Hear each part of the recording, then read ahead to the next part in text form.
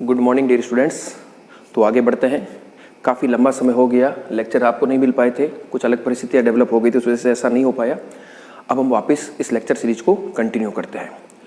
हम लोग quantum mechanics के अंतर्गत जब हमने हमारा सिलेबस या कोर्स स्टार्ट किया था, तब हमने इवोल्यूशन ऑफ क्वांटम मैकेनिक्स को पढ़ा था, जिसके अंतर्गत हमने कुछ इवेंट्स की लिस्टिंग की थी। हम लोगों ने ये कहा था कि आपको 1900 के बाद, मैं थोड़ा क्या है इस लेक्चर को शुरू करने से पहले एक ब्रीफ आइडिया दे देता हूँ 2-3 मिनट में, ताकि क्या है वापस फ्लो बन जाए आपका। 1900 में मैक्स प्लांक के क्वांटम सिद्धांत के साथ ही आप क्वांटम मैकेनिक्स के इवोल्यूशन को देखते हो। उसके पश्चात हम लोगों ने देखा था आइंस्टीन का photo electric effect, Nils bore hypothesis, उसके पश्चात कॉम्पटन इफेक्ट, फिर डी ब्रोय हाइपोथेसिस। उस डी ब्रोय हाइपोथेसिस का एक्सपेरिमेंटल एविडेंस आपके डेविसन एंड जर्मर एक्सपेरिमेंट के रूप में सामने आएगा। इसके साथ साथ हमने ये भी लिस्टिंग की थी हाइजेनबर्ग का अनिश्चितता का सिद्धांत और श्रोडिंजर्स वेव इक्वेशन। हालांकि उसके बाद भी बहुत से ऐसे इंपॉर्टेंट टॉपिक्स आएंगे, लेकिन मोटे मोटे तौर पर हम 1926 या 1927 के आसपास हम पहुंच चुके थे इन सभी इवेंट्स के साथ। और हमने उन सभी टॉपिक को, श्रोडिंजर वेव इक्वेशन के अतिरिक्त लगभग सभी टॉपिक को बिल्कुल डिटेल में, उनके थ्योरेटिकल एस्पेक्ट्स को, उनके न्यूमेरिकल प्रैक्टिसेस को अच्छे से कर लिया था। और एक बात मैं यहाँ और क्लियर कर देना चाह रहा हूँ कि ये जो आपका टॉपिक है, ये जो बुक है क्वांटम मैकेनिक्स, वेरी इंपॉर्टेंट है। ये टिपिकल भी है और इंटरेस्टिंग भी है। अगर आपको एक बार ये बुक या इसका जो सिस्टम है, ठीक है ना, अगर उसके साथ आपका सिंक्रोनाइजेशन हो गया, अगर आपके माइंड मेकअप इसके संदर्भ में पूरी अच्छे से हो गया, तब इसको समझने में कोई दिक्कत नहीं होगी, ठीक है ना। और मेरी पूरी कोशिश यही है कि आपको बिल्कुल बेसिक से शुरू करते हुए एडवांस लेवल तक मैं आपको लेके चलूँ। इसका एक कारण ये भी है कि बीएससी एग्जामिनेशन में तो ये आपके बुक है ही सिलेबस का पार्ट है, तो निश्चित रूप से एग्जाम में इसके क्वेश्चन तो आने ही आने हैं। उसके अलावा कॉम्पिटिटिव एग्जाम में ये बुक सबसे इंपॉर्टेंट है, ठीक है ना। वेरी इंपॉर्टेंट नहीं, मैं कह रहा हूँ most important, the most important book, ठीक है ना। इसका कारण क्या है कि बहुत से क्वेश्चन आपको इस बुक से डायरेक्ट मिलने वाले हैं। हर कॉम्पिटिटिव एग्जाम में, किसी भी लेवल का कॉम्पिटिटिव एग्जाम दीजिए, जहां पर भी फिजिक्स एज ए सब्जेक्ट के रूप में आपसे पूछा जाएगा, वहां पर क्वांटम मैकेनिक्स क्वेश्चन आपको सबसे ज़्यादा मिलेंगे। तो इसलिए भी वेरी इंपॉर्टेंट है।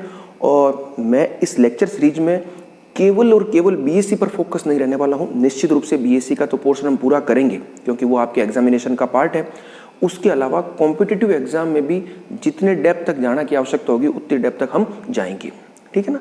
तो उसी क्रम में हम आगे बढ़ेंगे। तो वापस मैं क्या बता रहा था आपको, हमने photo electric effect, Compton effect, de Broglie hypothesis और हाइजेनबर्ग की अनिश्चितता के सिद्धांत को अच्छे से समझ लिया था।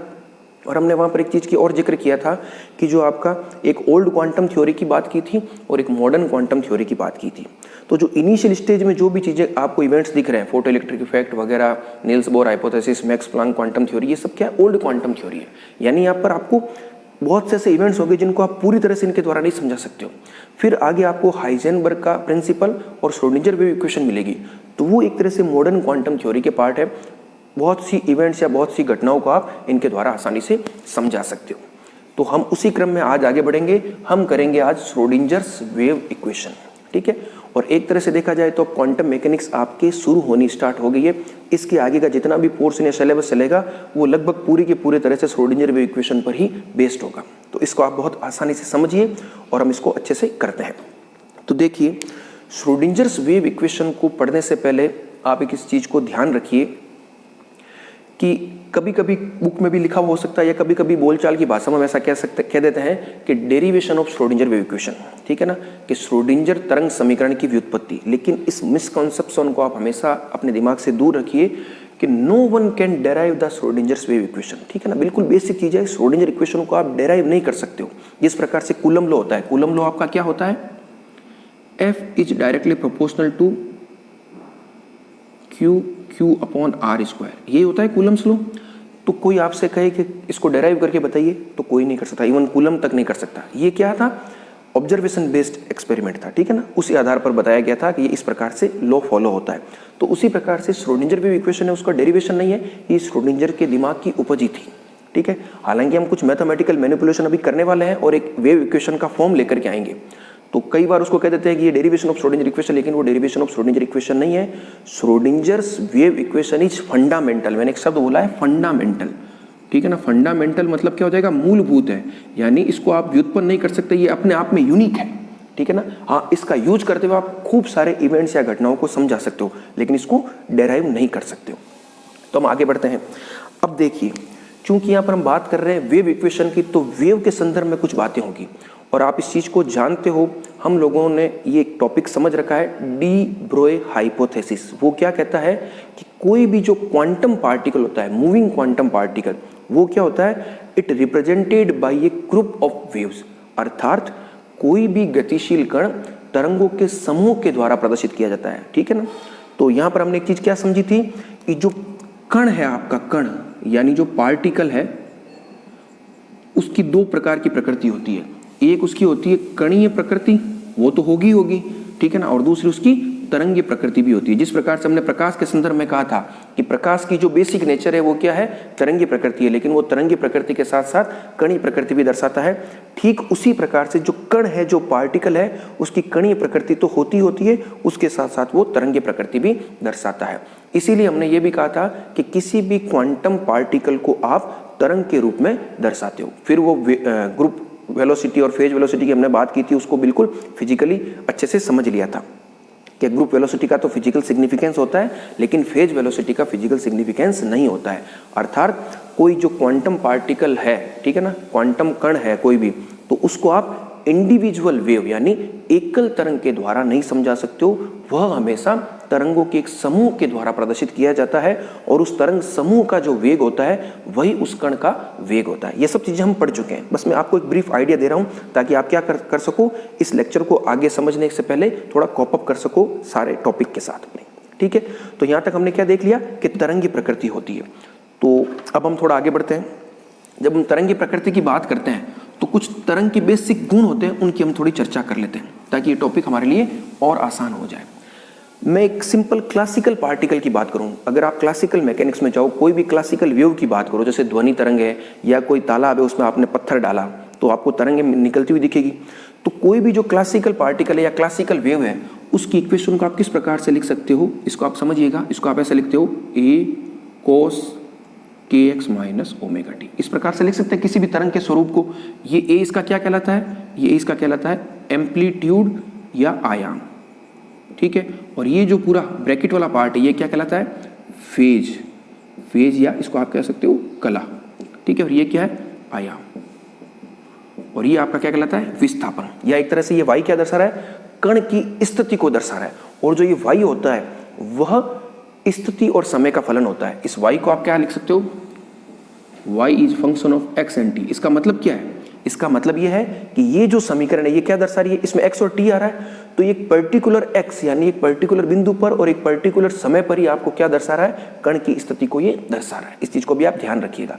तो ये एक सामान्य तरंग का समीकरण है जिसमें ये एम्पलीट्यूड है और ये फेज है। इस प्रकार यानी इस तरंग को आप अन्य रूप में भी लिख सकते हो, उसको भी हम देखते हैं कैसे लिख सकते हैं। इसी तरंग को आप इस प्रकार से भी लिख सकते हो, a sin kx minus omega t, ठीक है ना, ये भी सेम है, कोई अंतर नहीं है, ठीक है ना। और इस तरंग को आप इस प्रकार से भी लिख सकते हो, a exponential of iota kx minus omega T. ये सब आप जानते हो, ये सब आप प्रीवियस क्लासेज में पढ़ चुके हो। किसी भी तरंग को आप इस प्रकार से लिख सकते हो, ये भी सही है, ये भी सही है। ये सभी क्या है, तरंग के स्वरूप है, जिसमें ये इसका एम्पलीट्यूड पार्ट हो जाएगा और ये कला भाग हो जाएगा। तो ये आप जानते हो। तो अब इसको आप ध्यान से सुनिए और आगे नोट करते रहिए मैं क्या बता रहा हूं। अब देखिए, इसमें आप एक लाइन लिखिए, मैथमेटिकली ए मोनोक्रोमेटिक। मोनोक्रोमेटिक का मतलब क्या होता है अभी मैं ब्रैकेट में आपको समझाऊंगा। मोनोक्रोमेटिक एंड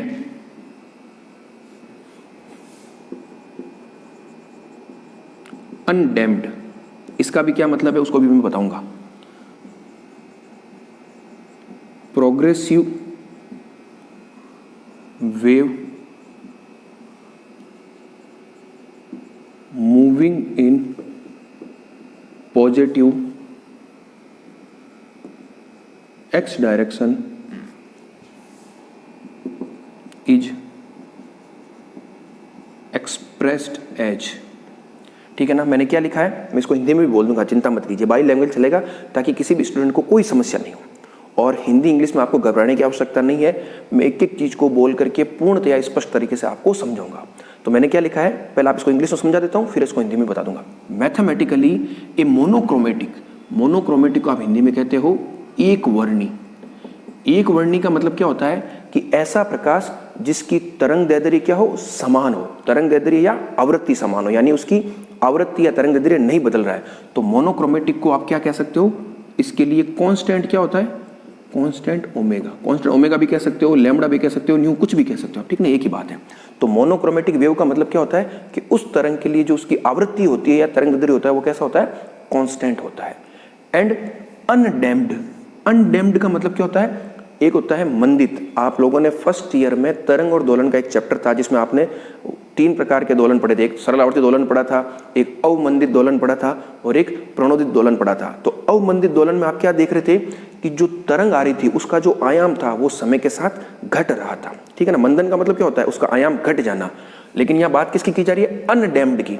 अनडैम्प्ड का मतलब क्या हो जाएगा कि उसका जो आयाम है वो समय के साथ नहीं बदलता है। तो यहाँ पर आप क्या लिख दोगे, कांस्टेंट ए। इन दोनों का मतलब भी आपको समझ में आना चाहिए, ठीक है ना। जनरली हम सीधा लिख देते हैं मोनोक्रोमेटिक अनडैम्प्ड, लेकिन इसका मतलब क्या वो भी आपको पता होना चाहिए। तो वापस देखिए, मैथमेटिकली ये monochromatic and undamped progressive wave. Progressive का मतलब क्या होता है, जो गतिशील है और किस डायरेक्शन में चल रही है, moving in positive x direction. तो उस तरंग को आप किस प्रकार से लिख सकते हो, आप जानते हो उस तरंग को हम कैसे लिख सकते हैं, ए exponential of iota k x minus omega T. ये आपको मैं पहले ही बता चुका हूँ वेव को आप किस प्रकार से लिख सकते हो, ठीक है। और इसको अब हम जब क्वांटम मैकेनिक्स में जाएंगे तो उसका एक नोटेशन होगा साई एक्स टी, ठीक है ना। अभी मैं सब बताऊंगा ये साई क्या है। साई पर पर्टिकुलर पूरा 1 या 2 लेक्चर होगा आपका, क्योंकि क्वांटम मैकेनिक्स की जो कहते हैं ना, आप क्या कह सकते हो, एकदम सबसे इंपॉर्टेंट चीज क्या निकल करके आएगी, साई आएगी। इस साई को आप तरंग फलन कहते हो, ये सब कुछ आगे आएगा। अभी आप सिर्फ इस चीज को समझिए। तो मैंने क्या कहा, गणितीय रूप में एक वर्णी तथा अनमंदित, अवमंदित नहीं अनमंदित अग्र दिशा में गतिशील तरंग जो पॉजिटिव एक्स डायरेक्शन में चल रही है उसको निम्न प्रकार से लिखा जा सकता है। ये आप जानते हो, ठीक है। साई एक्स टी, और एक्स टी मैंने क्यों लिखा, क्योंकि ये जो वेव है वो एक पर्टिकुलर बिंदु पर और एक पर्टिकुलर समय पर आपको दर्शा रही है। वापिस वही, ये इसका आयाम और ये इसका क्या है, कला पार्ट है, ठीक है। तो ये तो हमने क्या लिखा है, आप जानते हो इस चीज को। अब इस चीज को हम क्वांटम मैकेनिक्स से कैसे जोड़ेंगे, अब बताऊं मैं आपको कैसे जोड़ेंगे।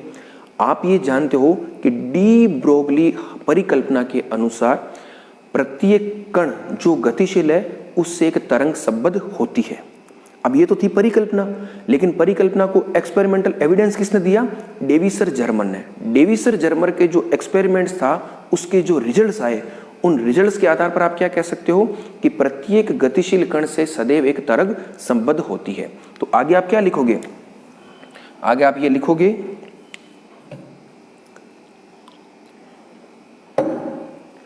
इसमें आप लिख लो, देखो, the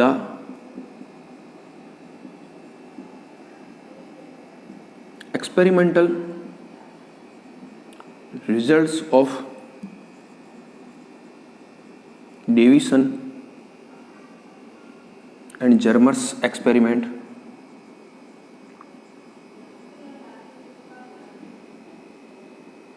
proved that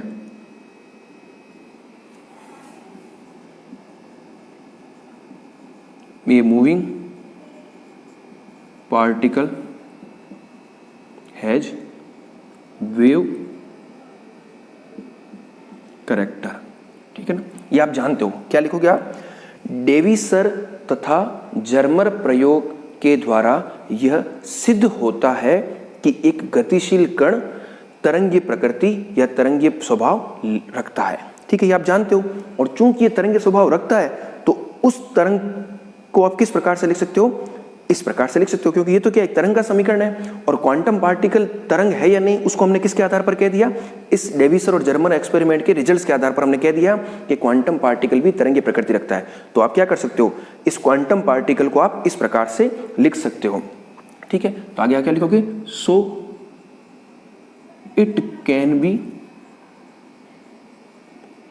expressed as, यानी अब मैं किसको लिख रहा हूं, उस कण को लिख रहा हूं तरंग के रूप में। कैसे लिखोगे आप, सेम वही होगा, बस psi x t is equal to A exponential of iota k x minus omega t, ठीक है। तो हमने अभी क्या कह दिया, फर्स्ट पैराग्राफ में तो हमने लिखा कि एक सामान्य तरंग को आप किस प्रकार से लिख सकते हो।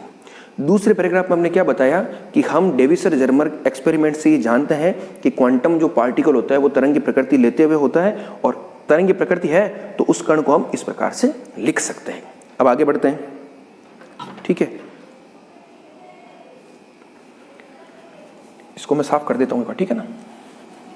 अब देखो, आप ये जानते हो कि जो ये आपने इक्वेशन लिखी है exponential of iota kx minus omega t, तो यहां पर जो आपका k है, k क्या है? वेव वेक्टर या तरंग सदिश, और तरंग सदिश और ओमेगा क्या है?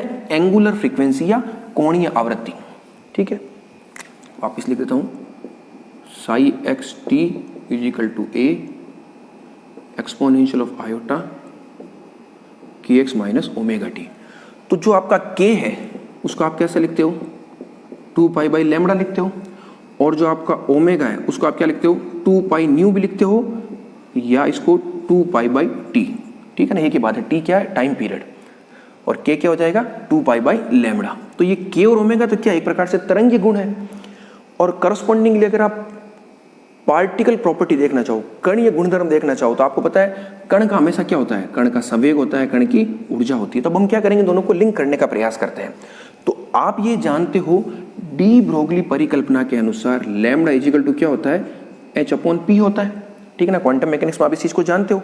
तो अब देखो, इन दोनों को मैं लिंक करता हूं, तो कैसे करूंगा आप देखिए। लैम्बडा की जगह मैं क्या लिख सकता हूं? 2 पाई अपॉन के एच अपॉन पी। यहां से क्या आ जाएगा? P इजिकल टू, या इससे मैं लिखता हूं K is equal to P 2 pi upon h. और आप एक चीज ये भी जानते हो कि जो H कट होता है वो होता है H अपॉन 2 पाई। तो यहां से आपके K क्या आ जाएगा? K आ जाएगा P अपॉन एच क्रॉस। आया कि नहीं आया? बिल्कुल सिंपल चीज है, यानी K को आप P के रूप में भी लिख सकते हो, P अपॉन एच क्रॉस, ठीक है। उसी प्रकार से आप एक चीज ये भी जानते हो, मैक्स प्लांक का क्वांटम सिद्धांत क्या कहता है? E is equal to h nu कहता है। तो चलो यहां से मैं न्यू लिख देता हूं, क्या हो जाएगा? ओमेगा के रूप में। ये देखिए एच न्यू क्या हो जाएगा? ओमेगा अपॉन 2 पाई। तो ये देखिए ओमेगा अपॉन 2 पाई। तो यहां से ओमेगा क्या आ गया? ओमेगा आ गया आपके 2 पाई अपॉन एच इंटू ई, और ये क्या है? 1 अपॉन एच क्रॉस। तो यहां से आपके ओमेगा क्या आ गया? ई अपॉन एच क्रॉस। तो ये हमारी जो इक्वेशन थी, इसमें हम क्या करेंगे? के और ओमेगा को हटा करके पी और ई के रूप में लेकर के आएंगे। तो के को आप क्या लिख सकते हो? पी अपॉन एच क्रॉस, और ओमेगा को लिख सकते हो ई अपॉन एच क्रॉस। तो बढ़ते हैं आगे। बस अब ये सिंपल सी मैथमेटिकल मैनिपुलेशन है। मैं क्या कह रहा हूं, अभी हम एक डिफरेंशियल इक्वेशन निकाल करके लाएंगे, ठीक है, जिसको हम नाम देंगे श्रोडिंगर वेव इक्वेशन। लेकिन आप बिल्कुल ये मत समझिएगा कि ये कोई डेरिवेशन है, ये सिंपल मैथमेटिकल मैनिपुलेशन है बस, ठीक है ना। एक दो बार हाथ से करोगे तो आपको समझ आ जाएगा, क्योंकि एग्जाम में ये बड़ा क्वेश्चन कई बार पूछ लिया जाता है डेरिवेशन के रूप में, लेकिन वो डेरिवेशन है नहीं, वो एक मैथमेटिकल मैनिपुलेशन है। तो चलो आगे बढ़ते हैं इसको ऑफिस। तो आपने क्या क्या निकाल लिया? आपने देखो इधर वापस लिख देता हूं, P अपॉन एच क्रॉस ये तो K हो गया, और E अपॉन एच क्रॉस आपका ओमेगा हो गया। तो चलो इसमें वैल्यू पुट करते हैं, Sai x T A exponential of iota, K की जगह लिख दूंगा P upon h cross x minus E upon h cross T, या इसको अगर आप और सिंप्लीफाई करना चाहो तो A exponential of iota upon h cross common ले लेता हूँ, P x minus E T, ठीक है। ये क्या आ गया आपका? साई एक्स टी आ गया, इक्वेशन नंबर 1। अब मैं क्या करूंगा, एक बार इस इक्वेशन 1 का टी के सापेक्ष अवकलन करूंगा। तो क्या लिखोगे? Differential with respect to t of equation 1, समीकरण 1 का एक बार टी के सापेक्ष अवकलन करने पर। तो ये क्या हो जाएगा? और अवकलन भी आप कैसा करोगे, क्योंकि आपके देखो वेरिएबल क्या है? x भी है और t भी है। तो जब आप ये t के सापेक्ष कर रहे हो तो x को कांस्टेंट मानते हुए करो, याद रखिए आप, ठीक है ना। तभी ये क्या होगा? पार्शियल डेरिवेटिव होगा। ये जो पार्शियल डेरिवेटिव होता है उसका मतलब क्या होता है कि जितने भी चर हो, 1 2 3 4 जितने भी चर हो, उनमें से आप क्या करते हो? जैसे मान लो 3 चर हैं तो 2 को स्थिर रखोगे, किसी एक के सापेक्ष करोगे। 4 चर है तो 3 को स्थिर रखोगे, किसी एक के सापेक्ष करोगे। तो उसका मतलब होता है पार्शियल डेरिवेटिव। तो जब आप यहाँ पर टी के सापेक्ष अवकलन कर रहे हो तो एक्स को क्या मानते हुए चल रहे हो, कांस्टेंट मानते हुए चल रहे हो, ये इनबिल्ट है। जब भी मैं इस प्रकार का साइन काम में लूंगा del psi by del t, तो इसका मतलब क्या हो जाएगा, एक्स क्या आपका कांस्टेंट है। तो del psi by del T ये क्या हो जाएगा, एक्सपोनेंशियल का तो एक बार एज इट इज होता है, तो ये लीजिए iota upon h cross p x minus E t, और फिर टी का क्या हो जाएगा, टी का हो जाएगा आपके आयोटा अपॉन एच क्रॉस और माइनस ई, तो माइनस ई का 1, तो ये हो गया माइनस आयोटा ई। ये हुआ कि नहीं हुआ, ठीक है। तो अब आगे बढ़ते हैं। अब मैं क्या कर रहा हूँ, मैं इसको थोड़ा सिस्टमेटिक कर लेता हूँ एक बार। Del psi upon del T, ये वापस क्या है मेरा, ये मेरा पूरा साई है वापस, तो मैं इसको क्या लिख सकता हूँ, माइनस आयोटा ई अपॉन एच क्रॉस साई। अब थोड़ा और सिस्टमेटिक कर लेते हैं, इसको मैं लिख देता हूँ E psi is equal to minus E psi is equal to H cross upon iota del psi upon del T. Iota को आप जनरली रखते नहीं हो, तो मैं क्या करूंगा, ऊपर नीचे आयोटा से मल्टीप्लाई करूंगा, तो नीचे आयोटा स्क्वायर हो जाएगा। आयोटा स्क्वायर क्या होता है, -1, इस -1 से ये माइनस कट जाएगा, तो फाइनली मेरे पास बचेगा क्या, फाइनली मेरे पास बचेगा E psi is equal to iota H cross del psi by del T. ये इक्वेशन नंबर 2, इसको आप ध्यान रखिएगा, ठीक है ना, ये आगे काम आएगी। तो हमने क्या किया, इक्वेशन नंबर 1 का एक बार टी के सापेक्ष अवकलन किया, तो हमें ये इक्वेशन मिल गई। अब हम क्या करेंगे, वापस इसी इक्वेशन का, ठीक है ना, इसी इक्वेशन नंबर 1 का क्या करेंगे, 2 बार अवकलन करेंगे एक्स के सापेक्ष, ठीक है। तो मैं यहां क्या लिखूंगा, इसको मैं थोड़ा साइड कर लेता हूं, differential with respect to x of equation 1 twice यानी क्या हो जाएगा, 2 बार करेंगे, एक बार करेंगे फिर वापस और करेंगे, ठीक है। नहीं तरीका है बस इसको आगे बढ़ने का। तो चलो करते हैं इस इक्वेशन का। तो पहले एक बार करते हैं, तो ये क्या हो गया, del psi by del x, ये हो गया आपके A exponential of iota upon h cross p x minus E t, और एक बार करोगे तो क्या हो जाएगा, ये साथ में आ जाएगा आपके iota p upon h cross. अब इसका वापस करोगे तो वापस कर लीजिए, चलो del two psi upon del x square, ये तो एज इट इज रहेगा, A exponential of iota upon h cross p x minus E t, ये भी एज इट इज रहने वाला है, iota p upon h cross, और फिर इसका वापस करोगे तो ये क्या आ जाएगा, एक पद और आ जाएगा, iota p upon h cross. बिल्कुल सिंपल सी मैथमेटिक्स है। तो बस इसको सॉल्व कर लेते हैं। ये लीजिए del two psi upon del x square, ये तो वापिस साई बच जाएगा आपका पूरा, ये क्या है वापिस साई है, और इसको जब सॉल्व करोगे तो क्या आएगा, आयोटा स्क्वायर -1, तो ये आ जाएगा आपके, मैं इसको एक बार लिख देता हूँ, देखो minus P square upon h cross square, ये आ गया साई, ठीक है। तो एक इक्वेशन आपको यहाँ से क्या मिल गई, यहाँ से ये square psi is equal to H cross square del two upon del x square, ठीक है। एक इक्वेशन आपको ये मिल गई, इक्वेशन नंबर 3, ठीक है। तो ये सिंपल सी मैथमेटिक्स की हमने क्या किया, हमारी जो मेन वेव इक्वेशन थी उसका हमने एक बार टी के सापेक्ष अवकलन किया और 2 बार उसका एक्स के सापेक्ष यानी पोजीशन कोऑर्डिनेट के सापेक्ष अवकलन किया। तो यहाँ से आपको 3 इक्वेशन मिल गई, 1, 2 और 3। अब देखिए थोड़ा और इसको समझिए। अब आप ये जानते हो कि कोई भी कण गतिशील है तो उसकी ऊर्जा होगी, टोटल एनर्जी होगी, और टोटल एनर्जी को आप किस प्रकार से लिख सकते हो। अब यहाँ मैं बात कर रहा हूँ ऐसे कण की जो नॉन रिलेटिविस्टिक है, ठीक है ना। कैसा कण है वो, नॉन रिलेटिविस्टिक। इसको यहाँ थोड़ा देखते हैं।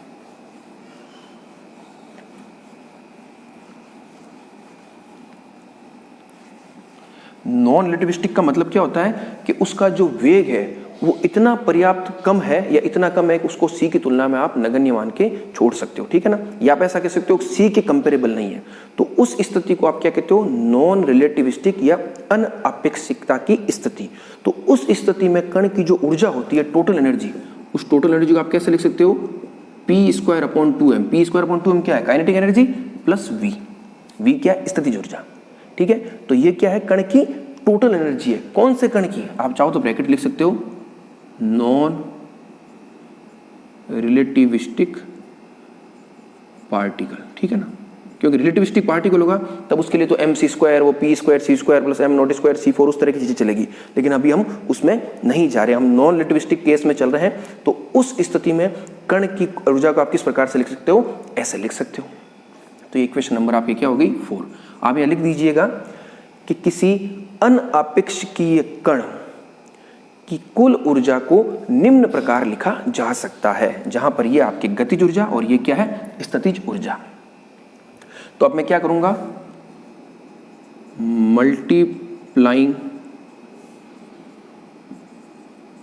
Both side of equation 4 by Sai. मैं क्या करूंगा, ये जो इक्वेशन 4 है आपकी, इसको दोनों पक्षों को मैं क्या करूंगा, साई से मल्टीप्लाई करूंगा। तो मेरे पास क्या आ जाएगा, E psi is equal to p² upon 2m psi plus v psi. आ गया। अब देखिए ई साई का मान आप यहां से रख लीजिए, p² साई का मान आप यहां से रख लीजिए। तो बस मैं वैल्यू पुट कर रहा हूं इक्वेशन 2 और 3 से, तो क्या आ जाएगा देखो, iota h cross del psi by del t is equal to, ये माइनस में है तो ये लीजिए minus h cross square upon 2m del 2 psi upon del x square plus v psi. ये आपकी इक्वेशन आ गई। और ये क्या, एक प्रकार की डिफरेंशियल इक्वेशन है कि नहीं है, देखो आप, del 2 psi upon del x square second order differential equation है, ठीक है ना। और जब आप इसको सॉल्व करोगे तो आपको क्या मिलेगा, आपको मिलेगा साई मिलेगा। तो ये है बिल्कुल आपकी basic Schrodinger equation, very important, इसको आपको याद रखना है। This is the Schrodinger's wave equation. और कंप्लीट डिस्क्रिप्शन इसका क्या है, ये किस कण के लिए है, एक ऐसा कण जो पॉजिटिव एक्स डायरेक्शन में गतिशील है। क्योंकि आप किस में बात करो, केवल एक्स डायरेक्शन की बात करो, अभी हम क्या करें, केवल वन डायमेंशन की बात कर रहे हैं। तो ये इक्वेशन एक ऐसे कण की है जो पॉजिटिव एक्स डायरेक्शन में गतिशील है और नॉन रिलेटिविस्टिक है, ठीक है ना। नॉन रिलेटिविस्टिक है तभी आप ऐसा लिख सकते हो, ये आपको एनी टाइम याद रहनी चाहिए, ठीक है ना। बिल्कुल वेरी बेसिक आपके क्या है, इक्वेशन है। अब हमने ये तो बात की वन डायमेंशन की, अगर मान लो 3 डायमेंशन की बात करें तो क्या होगा, उसको भी नोट करते हैं। बस ये इंपॉर्टेंट लेक्चर है, इसको आपने एक बार ढंग से सुन लिया, समझ लिया, तो फिर कोई दिक्कत आपके आगे आने वाली नहीं है। टाइम भले ही थोड़ा ज़्यादा लग जाए, लेकिन चीज़ों को बहुत इत्मीनान से और एक एक चीज़ को हम बोर्ड पर लिखते हुए ही करेंगे, ठीक है ना। क्योंकि नई बुक है, बिल्कुल नया चैप्टर है, कोई फर्क नहीं पड़ने वाला इससे, ठीक है। तो ये आपकी क्या है, वन डायमेंशन की है। तो अगर मान लो मैं लिखना चाहूँ फॉर 3 डायमेंशनल केस, ठीक है ना। 3 डायमेंशनल केस का मतलब क्या हो जाएगा, आप इसको कैसे लिख सकते हो, iota h cross del psi by del t, इसमें तो कोई फर्क पड़ना नहीं है क्योंकि यहाँ पर तो x y z का कोई मतलब नहीं है। इसको आप कैसे लिखोगे, minus h cross upon 2m। अब देखो अगर मान लो मैं y में लिखता तो y में लिखता तो क्या आता, आप याद कीजिए, ये तो सेम रहता, ये आता del 2 psi upon del y square, ये भी सेम रहता। z में लिखता तो ये भी सेम रहता, del 2 psi upon del z square. तो ये पद तो कॉमन रहता, तो इसको मैंने कॉमन ले लिया और अंदर में सीधा ही लिख रहा हूँ। आप बिल्कुल आसानी समझ सकते हो कैसे मैं ये लिख पा रहा हूँ।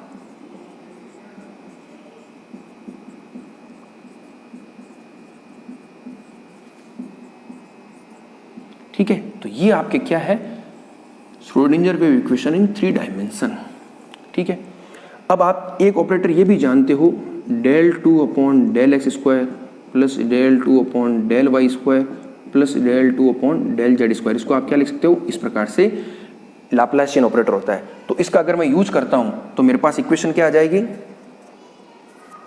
मेरे पास इक्वेशन ये आ जाएगी, iota H cross del psi upon del t is equal to minus h cross upon 2m, ये डेल स्क्वायर, ये साई तो मैंने कॉमन ले लिया इसलिए साई अलग से हो गया, और प्लस v साई।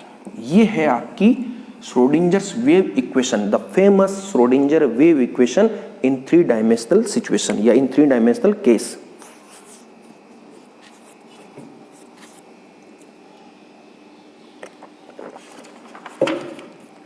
ठीक है, तो ये आपको पूरी याद रहनी चाहिए। ये 1 डायमेंशनल है, ये 3 डायमेंशनल है।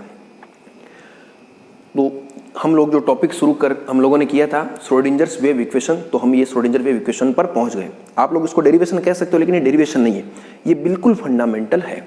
और अब आप इसको समझिए, जब आप इसको सॉल्व करोगे तो आपको मिलेगा क्या, साई मिलेगा। अभी मैं आपको बहुत अच्छे से बताऊंगा मैंने शुरुआत में ही आपको बताया था कि जब हम क्वांटम मैकेनिक्स को देखेंगे तो क्लासिकल और क्वांटम मैकेनिक्स को साथ साथ कंपेयर करते हुए चलेंगे, ताकि आपको पता चलेगा कि हर चीज़ का क्या सिग्निफिकेंस है। और जैसा कि मैंने पहले ही बता दिया, साई आपके लिए बहुत इंपॉर्टेंट फिजिकल पैरामीटर है, ठीक है ना। उसको समझने के लिए तो कम से कम मान के चलिए आप 2 लेक्चर तो पूरे लगने वाले हैं, क्योंकि through out the quantum mechanics आपके साई बार बार काम आने वाला है।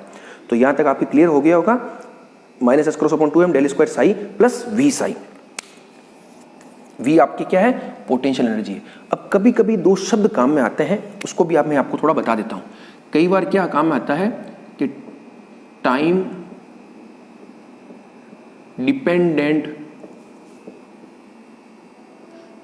श्रोडिंगर इक्वेशन, एक तो ये वर्ड काम आता है, और कई बार आता है time independent Schrodinger equation, short में लिख रहा हूं मैं, ठीक है ना। तो इनका मतलब क्या होता है, ठीक है ना, इनको भी आपको समझना जरूरी है। तो ये टाइम डिपेंडेंट कब होगी और टाइम इंडिपेंडेंट कब होगी, उसको समझने के लिए बहुत बेसिक सी चीज है। वो क्या है कि देखो, आपका जो ये पोटेंशियल फंक्शन है, वी क्या है, पोटेंशियल फंक्शन या पोटेंशियल एनर्जी, एक ही बात है। वी बेसिकली होता क्या है, वी आपका इन जनरल अगर मैं बात करूं तो ये x पर भी डिपेंड करता है, ये y पर भी डिपेंड करता है, ये z पर भी करता है और t पर भी करता है। तो अगर आपका v इस प्रकार का है कि वो समय पर निर्भर करता है, समीकरण तो यही रहेगी। अगर वो समय पर डिपेंड कर रहा है तो उस केस में जो श्रोडिंगर इक्वेशन होगी उसको आप क्या कहोगे, टाइम डिपेंडेंट श्रोडिंगर इक्वेशन। याद रखिए, केवल v। और अगर v आपका ऐसा है जो समय पर डिपेंड नहीं करता है, यानी केवल x y z पर ही कर रहा है, यानी पोजीशन कोऑर्डिनेट पर ही कर रहा है, तो उस स्थिति में आप श्रोडिंगर इक्वेशन को क्या कहोगे, टाइम इंडिपेंडेंट श्रोडिंगर इक्वेशन। इसको आप एरो लगा के नोट कर लीजिएगा, ठीक है ना।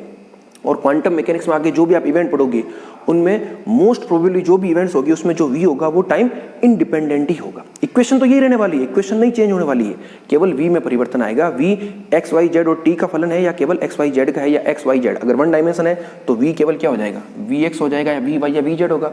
2 डायमेंशनल है तो वी एक्स वाई या वाई जेड या एक्स जेड होगा, और 3 डायमेंशनल है तो वी एक्स वाई जेड होगा, और टी साथ आ जाएगा तो टाइम डिपेंडेंट हो जाएगी। तो ये एक पूरा डिस्क्रिप्शन था श्रोडिंजर्स वेव इक्वेशन का, जिसको मैंने आपको अच्छे से बता दिया है। आप इस लेक्चर को बड़े इत्मीनान से सुनिएगा, एक एक चीज़ को ध्यान से नोट कीजिएगा, बिल्कुल आराम से। यहाँ पर अगर आपका बेसिक्स क्लियर होता चलेगा तो आगे के लेक्चर्स में आपको कोई दिक्कत नहीं आएगी। अब हम नेक्स्ट लेक्चर में इसको और आगे अच्छे से करने का प्रयास करेंगे। Thank you.